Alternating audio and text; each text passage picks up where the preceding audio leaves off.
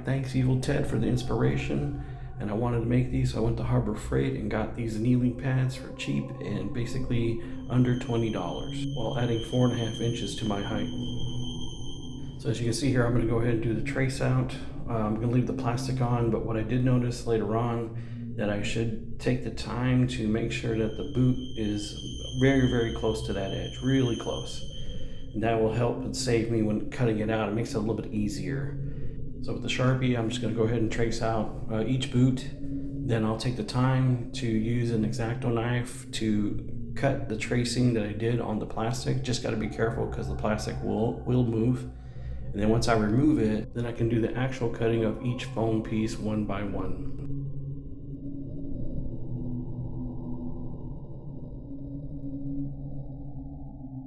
So with my X-Acto knife in hand, I'm going to go ahead and start doing the tracing here.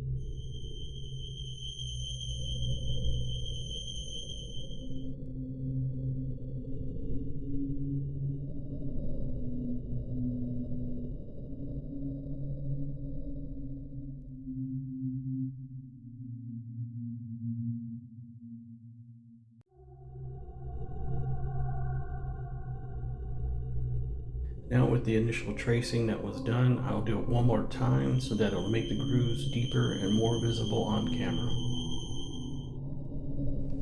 So I figured I'd just do a little bit of an angle shot, and yeah, there the camera's picking it up, and definitely you can see the outlines really good, and that thing is ready to be cut. A new blade is a must to make it so much easier to cut the foam pieces out and quickly as well. So it is a good tip, yes, use a new blade, maybe even just buy one from the store and put it in there just in case you don't have any replacements. It'll make it go a lot faster and easier.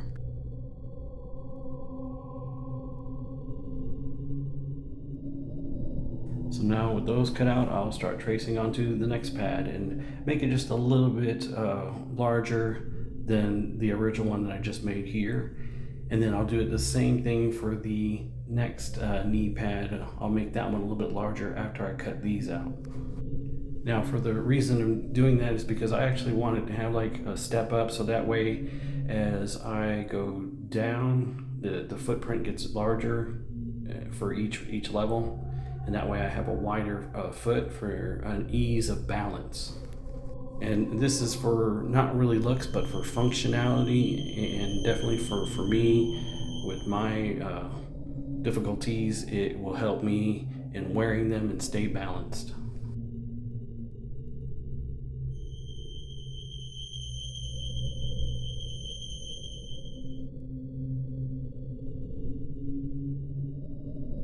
Now here it is, it's all finished, at least the cutting out of the process. There is some shaping that I'm going to go ahead and do, and I'm going to show you that here in a moment.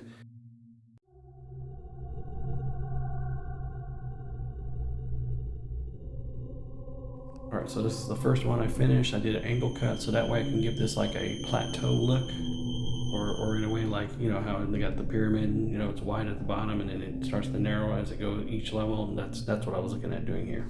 And I'll start on to the next one. And so I'm looking at it, so these edges here, these are the ones I'm going to be cutting for the angle and make it match up with the first one that I just did.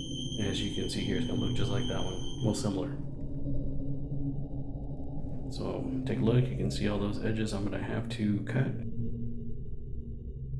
Alright, now it's done, so take a look. It is a bit rough, but that's just how it is when you're working with the blades and working with this foam. It is pretty sturdy, it is pretty firm as well, and I like that because I don't want it to be squishy That way this thing will last and definitely support my weight and give me some good balance. Alright, so now on to gluing these together.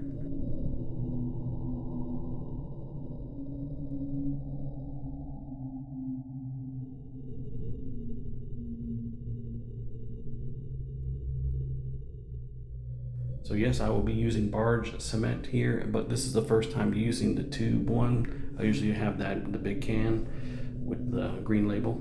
But I'll be spreading it out here on the boot first, and then let it dry, and then I'll do the same for the foam. I'll spread it out on top of it, just like in that pattern, and then I'll let it dry, and then after it dries, I'll take the time to put it together, hold it with some tape, and then I'll use the cargo straps as well, because these are some old boots, and they're kind of like warped a little bit, so this will hold it in place.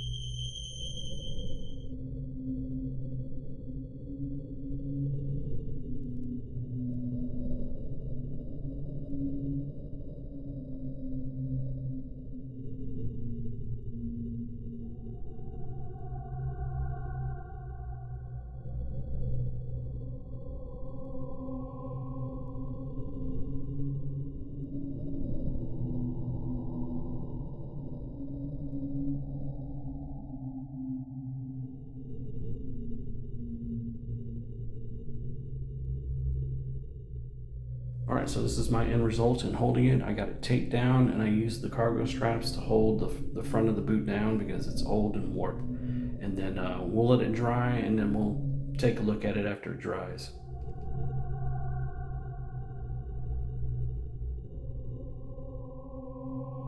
All right, so this looks great. It's not fully cured, I can tell, but still, I mean, it's holding pretty strong. I was actually surprised. And like I said, it's first time using the blue label tube Barge Cement, but man, I like the feel of it, how it's holding together, and this is just really impressive to me. So first time, like I said, using it in the tube form. But yes, this wow, this gets my approval on it.